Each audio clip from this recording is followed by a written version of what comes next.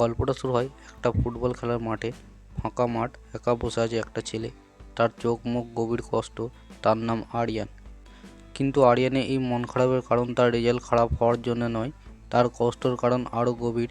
Result খারাপ হওয়ার পরেও তার বাবা তাকে কিছু বলেনি, না বকা, না রাগ, না একটাও কথা। আর এই না বলা কথাগুলোই আরিয়ানকে ভিতর থেকে ভেঙে দিয়েছিল। আরিয়ান মনে মনে ভাবে, বাবা যদি আমাকে কিছু বলতো তাহলে হয়তো এত কষ্ট লাগতো না।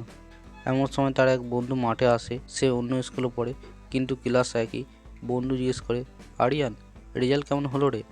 আরিয়ান নিচু গলায় বলে, ভালো না। বন্ধু কিছু বলার আগেই আরিয়ান মনে মনে ভাবতে শুরু করে সে কোথায় কোথায় ভুল করেছে, কীভাবে কিছু বন্ধুকে পড়াশোনায় বাধা দিত, কীভাবে সে নিজের লক্ষ্য থেকে সরে গিয়েছিল। সে ভাবে, এই ভুলগুলো যদি না করতাম তাহলে আজ আমি নিশ্চয়ই পাস করতাম। এরপর স্কুলে ক্লাস 10 চালু হয়। আরিয়ানের বাবার শরীর খারাপ থাকার কারণে স্কুল থেকে বলা হয় তাকে যেন কিছু সাহায্য করা হয়। স্কুল থেকে আরিয়ানের জন্য বইয়ের ব্যবস্থা করা হয়, কিন্তু সবার ব্যবহার একরকম ছিল না। একজন স্যার বারবার আরিয়ানকে অপমান করতে থাকে। সে বলে, তুই তো আবার ফেল করবি, স্কুল থেকে বই দিয়েছে কারণ তোর কাছে টাকা নেই। কথাগুলো আরিয়ানের বুকের ভিতর আগুন ধরিয়ে দেয়। আরিয়ান মনে মনে ভাবে, আমি কি শুধু গরিব বলেই অপমানের যোগ্য? এইসব কষ্টের মাঝেই আরিয়ান জীবনে আসে একটা প্রেম। একজন মেয়ের সাথে তার সম্পর্ক হয়, তার নাম মুস্কান।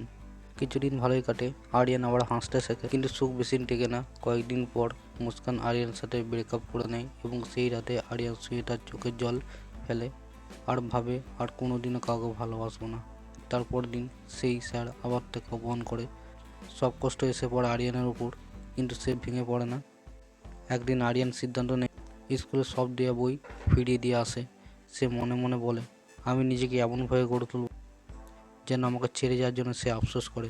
আরিয়ান ঠিক করে সে মন দিয়ে পড়াশোনা করবে, অন্তত পাস করবে, নিজেকে বদলে ফেলবে। এরপর শুরু হয় আরিয়ানের পরিশ্রম, দিনরাত পড়াশোনা, নিজের ভুলগুলো শুধরে নেওয়া, নিজের ওপর বিশ্বাস ফিরিয়ে আনা। ধীরে ধীরে আরিয়ানের মধ্যে পরিবর্তন আসতে শুরু করে। সে আগের আরিয়ান আর নেই। স্কুলে নোটিশ বোর্ডের লিস্ট টাঙানো হয়, সবার চোখ যায় একটা নামের দিকে, আরিয়ান। হ্যাঁ, আরিয়ান পাস করেছে, শুধু পাস নয়, তার নাম প্রথম লিস্টের উপরে আছে। স্যার ম্যামরা দেখে খুশি হয়, স্কুলে গর্ব করে। আরিয়ান বুঝতে পারে অপমান, কষ্ট, অবহেলা সব কিছু শক্তির বদলে দেওয়া যায় যদি মনোবল থাকে। এবং আরিয়ানের বাবা আরিয়ানকে বিশ্বাস করত না সে যে কিছু করবে, কিন্তু তার বাবা গর্ব করে বলে, তুই যে ভালো রেজাল্ট করেছিস গ্রামের সবাই জেনে গেছে, আমাকে বলেছে। 1 বছর আগের কথা আরিয়ানের মনে পড়ে যায়, যে তার ফিল কীভাবে তার বাবাকে কষ্ট দিয়েছিল। কিন্তু এই কথা শুনে আরিয়ান খুশি হয়।